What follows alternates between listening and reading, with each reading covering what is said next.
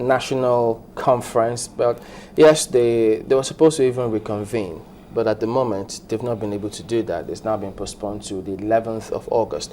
But what was clear at that, I think it's last sitting or second to the last sitting or thereabout, they couldn't agree on the derivation principle, and it looked as though some people saw that coming. Did you? Well, when I was here before, I had told you that I did not see the green light to a successful end of the conference, and I think I made it clear here. My argument then was that there was no legal basis for which, they could, the recommendations, if they make, could be put into a constitutional effect. But my surprise is not that. When Mr. President instituted this conference, he made it clear that the only no-go area was that Nigeria should not be divided. And we all thought, this was a good opportunity for Nigeria to now have a new form of system of governance. Because for most of us, what is wrong today in Nigeria is the system of the constitution we were operating. We felt it was too expensive. How can 75% of the total revenue of this country go to the maintenance of the people who are in the executive class or who are in the legislative class? Nothing to show for any developmental, money. So we thought that when Mr. President called in these members, the question was change the whole system of governance. Now, I was shocked. 4 days ago, I was watching one of your programs, Kadira, I don't know, that program. Yeah, Straight Talk. And I saw a fool, a very highly rated Nigerian, made certain statements that shook me. The first statement he made was that Nigerians are very ignorant of what the National Assembly is doing, and that Mr. President himself was not aware that most of all that was being deliberated upon in the National Assembly had already been done by the National Conference, had already been done by the National Assembly.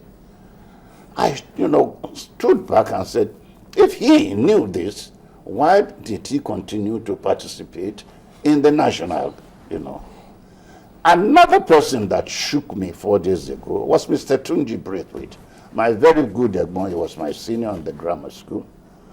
At the rally for the 100 days Chibok, he said there will be no 2015 election if Nigeria does not have a brand new constitution.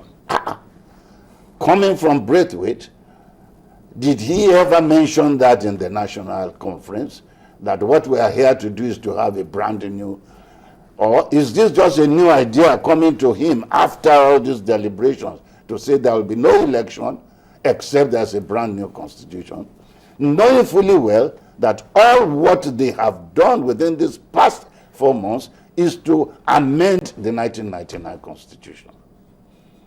Now they have bordered on this question of the derivation. And as you rightly said, it is the least problem they should have had. Why do I say that? The question of derivation in Nigeria has been settled well over 12 years ago by the Supreme Court judgment. That Supreme Court judgment, the main judgment was delivered by late Ogundari. And the present chairman of the conference was one of the judges who wrote one of the leading judgments. There, the question of what constitutes a literal state was discussed and given legal effect. You see, when Nigeria was created as a protectorate, there was an ordinance, that's what we call the laws, under the British colonial system, that delineated the landmark and the sea mark of Nigeria, that Nigerians' sovereign rights in its geographical map ends where the land meets the sea. And you now have 3 nautical miles into the sea where you are allowed to fish.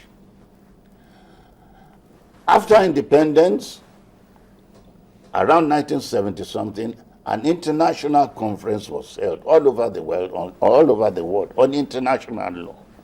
Because many powerful nations will leave their states, come to many West African states and low states who have no resistance to fight, and start fishing and catching away all the resources in those areas. So under international law in the 70s, a new maritime, economic zone was created, whereby a sovereign country like Nigeria now has over 200 nautical miles deep into the sea for economic purposes. Now, Nigeria never took advantage because up to 1990, our production of oil was only about 1.2 million barrels a day. Interestingly, the Minister of Petroleum then, Professor Jibril Aminu, was appointed, and he said, look, what is Nigeria doing with this new advantage of 200 nautical miles? The North Sea oil was being drawn in the mid-sea. Many people are now, what are you people doing? So he set up a committee. My partner today was then the legal advisor and was a member of this committee. And it was he who now decided that Nigeria should get geophysics, geologists, to go and look into this place and see what we can do. And bravo. From 1991, Nigeria started, looking for petroleum products from this deep sea.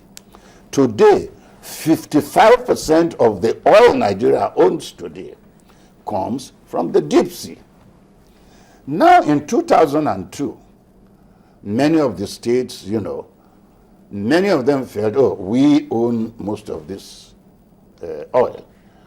So they all sued, the Attorney General of the Federation now sued the whole 36 states. We call it Attorney General of the Federation versus Abia State and others.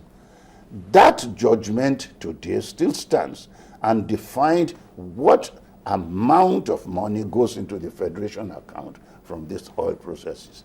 There you will find that a littoral state has been defined. It's a state whose boundary ceases at where the sea meets, where the land meets with the sea. But 3 kilometers, 3 nautical miles, they can still fish and do things there. Therefore, today, revenue allocation should be viewed in line with that judgment. My view, as I said here in one of my programs, is that any state that has resources within its geographical borders should be entitled to it. But 100%. yes, all states that have boundaries and are producing oil within Nigeria today should be allowed to take everything that comes out from it. But they should pay royalty and pay tax to the federal government. If that is done, there will be no problem, 13%, 14%, 15%, because they know they control it. They are going to drill it. Whatever they drill belongs to them. The only problem we might have, as somebody pointed out to me, will international organizations want to deal with states rather than dealing with Nigeria as a sovereign country. But we can always bypass that. How? The federal government can also always be a party to any international agreement. It can always be that, look, this state will be bound by international law. The agreement will now be signed also, or if you want a comfort letter, as bankers will say. But that seems to be the fear, one of the fears of the states, knowing full well that a lot of international investors, would-be investors, would rather deal with the government at the center than dealing with the state. Okay, the alternative is you can give a power of attorney to the federal government. You see, there are many ways to bypass it, but the important thing is that the revenue accruing should go to the state. Then this question of that, you have abandoned us, we don't have all the oil spills are there, all these things that will have stopped. Each state, like the Yoruba, that is, let everybody hold on its mother's boobs. But other states too, who have mineral resources, will then be urged, there'll be eagerness Oh, we don't have oil, but we have columbite, we have tin, we have gold. Everybody will start drilling, and at least resources they get. Today, look at California. California is a state within the sovereign state of USA, but is the 5th largest economy in the world. That is a state within a sovereign state. It is the 5th because it is allowed to harness what it has within itself. Let us start it in Nigeria, so that the German will not complain that I'm the owner of the oil, but I'm not seeing anything from it. The Rivers man will not complain. The Ondo man will not complain. The Akwa Ibom man will not complain. Then the balance of the oil that is got in the deep sea, 200 kilometers away, can now be put in a port. Shared 36 equally, federal government takes 50%. The remaining 50% is shared equally amongst the 36 states. So that again, these littoral states who already have oil that are drilling will also take advantage of what they get from there. That will solve our question of derivation.